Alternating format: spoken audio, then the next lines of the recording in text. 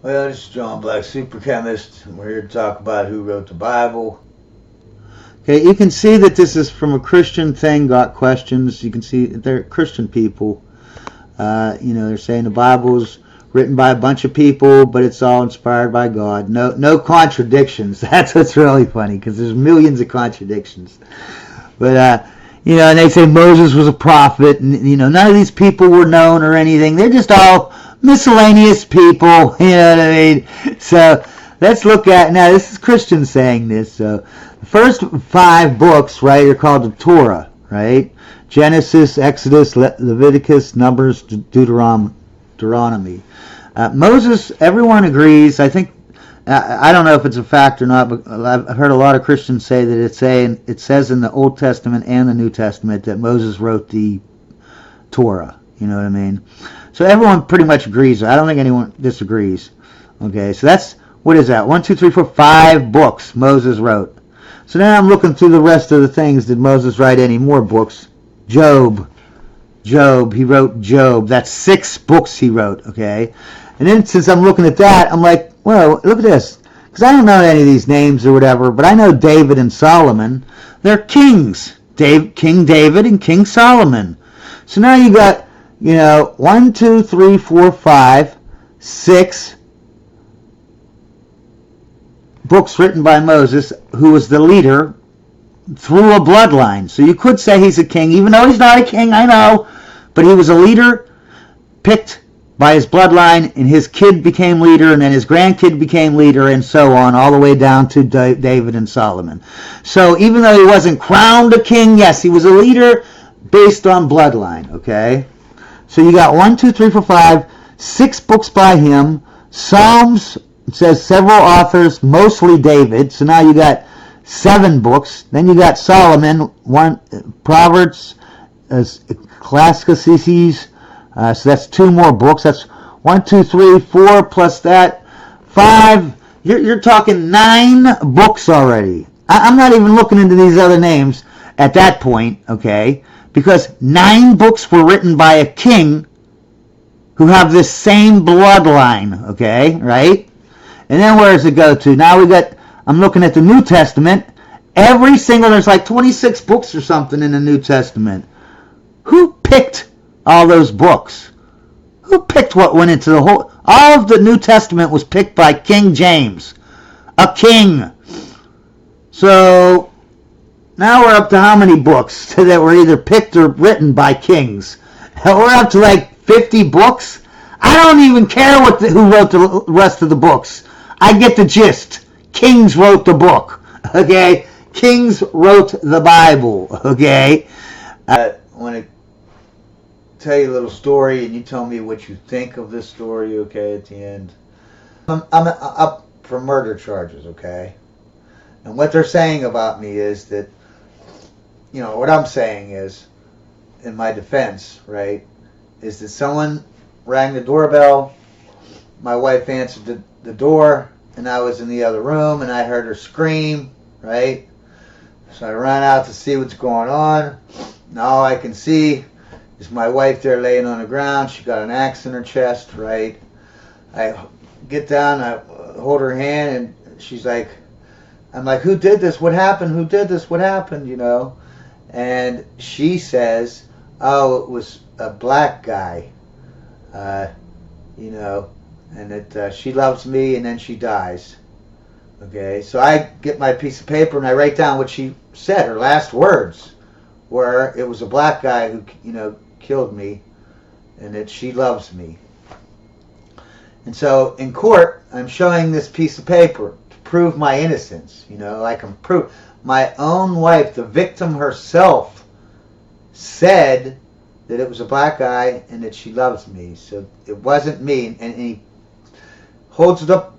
I hold up this piece of paper that I wrote on, you know what I mean? 'Cause she couldn't write, she couldn't move, but she could talk, And after she told me it, I wrote it down, you know what I mean? So I'm holding up this paper that I wrote, telling you, no, she said these words right before she died. So this proves that I'm it was a black guy. She said it. This came right out of her mouth. And I have the proof. Here's the paper. I wrote it down. Does anyone see a flaw in that logic? Does it? Am I really the only one that sees the flaw in that logic? Because any normal person would be like, no, I'm this guy, me, the murderer, right, or the accused murderer, is making this up, right?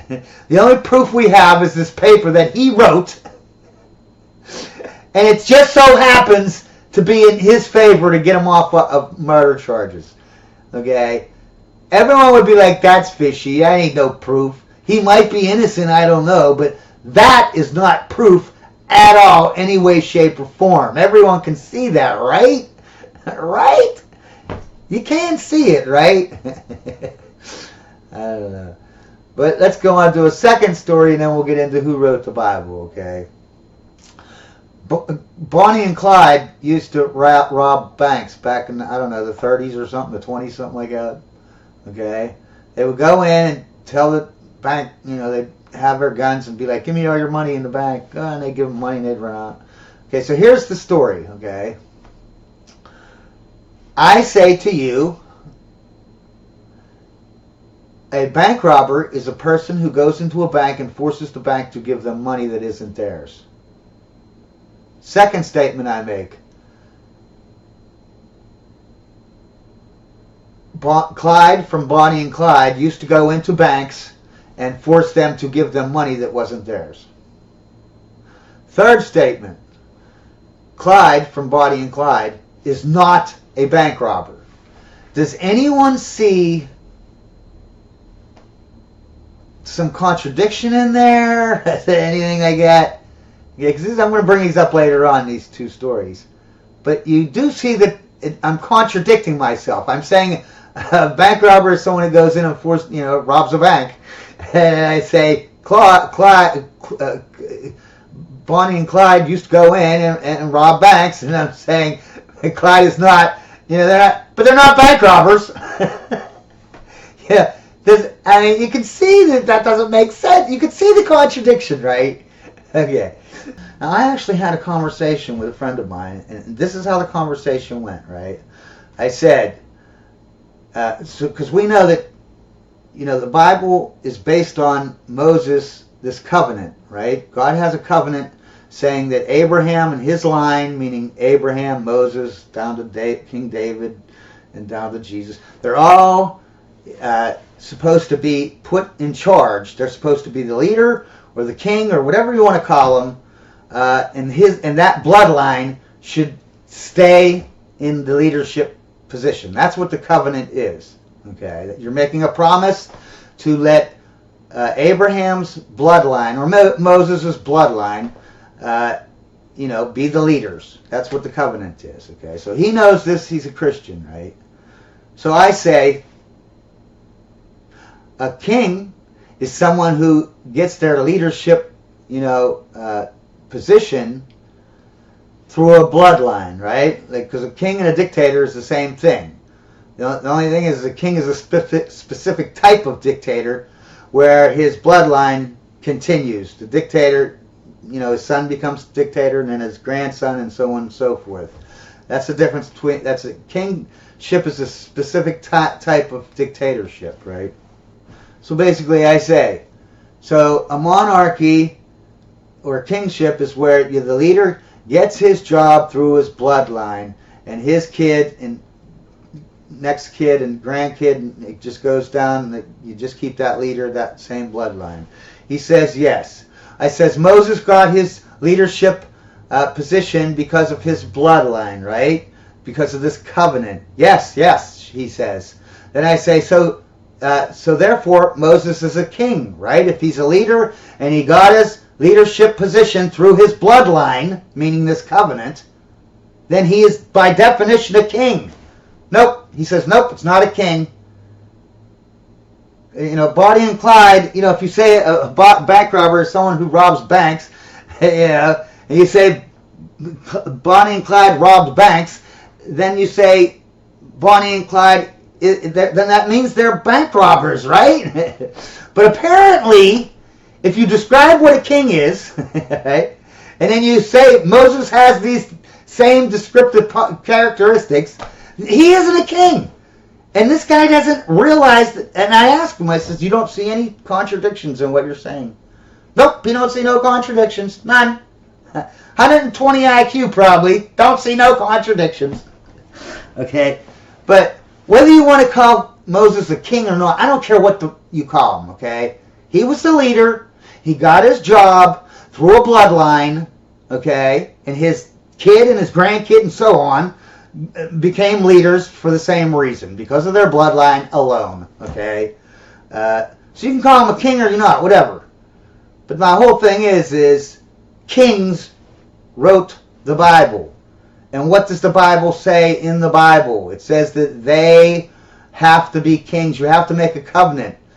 This goes back to the first story that I said about the man. I'm up for murder charges, and my proof is that I have a piece of paper that I wrote that just so happens to say that the victim says that I'm innocent. It just so happens. Everyone would be like, oh, that guy wrote that note. He didn't. She never said those things. He just wrote it afterwards. She never said that. He's lying. And even if he isn't lying, it's not proof. It's proof of nothing. You have no proof at that point, okay? But when I tell people, hey, Moses wrote the Bible, he's the one who brought up the covenant, okay? In the Genesis, in the first 5 books, that's all they talk about is this covenant, this promise that you have to make to God, saying that you will let his bloodline, Moses' bloodline, Abraham's bloodline, King David, and all that whatever, you will let them be in charge and be leaders, whether you call them kings or not. I don't care. You're just playing semantics at this point. If you're saying Moses wasn't a king, no, he wasn't a king technically, I guess. But if you define a king as someone who gets their leadership position through a bloodline, then yes, he was a king. You know? But either way, it doesn't matter what you call him. It doesn't take away from... My point isn't that he's a king. My point is that he got his leadership ability, right, position, through a bloodline. And the only reason we're putting him in that position is because everyone says that God wrote the Bible. But the only proof we have is Moses. Yeah? That's the only proof we have. Is that Moses, a dictator, right, who's telling everyone, you have to put me in charge. You know, can't anyone have common sense, man, to see that this is circular reasoning? It isn't proof. If the guy who gets to be... It'd be like me. What if I'm a Pastafarian? Let's say I came to you and I said, my Bible says that you have to, you know, humans have screwed up enough, Adam and Eve and all the way up to Noah, and all, you guys have just screwed up so much that God has picked, he's taken the blessing away. He used to bless you people, okay? But then, no, you messed up in the Garden of Eden, and so God took away his blessing from you, because that's what Christianity says, right? And then I tell you, but you know what? You can get there's only one way you can get your blessing back, okay? It's by putting me in a leadership position, okay? And not only that, you have to make this covenant, this promise to God, that you will not only let me be the leader, but my kid, my grandkid, my great-grandkid, and you will let this bloodline stay in power as a leader or a king until the Messianic king comes to save us all, okay? Everyone would be like, dude, you are lying, okay? Why is it just so happens that your blood, like my blood, like I'm saying, my blood is blessed. God came down and blessed my blood. And so if you don't let me be leader, then you don't get God's blessing back. Everyone would see right through that. But somehow, when Moses does it 3,000 years ago, right, and you never even met Moses, you buy it like, gobbled up, gotta gobble that up, gobble up that insanity, and then we find out that Moses, and Moses admits it right in the Bible. So, who wrote the Bible?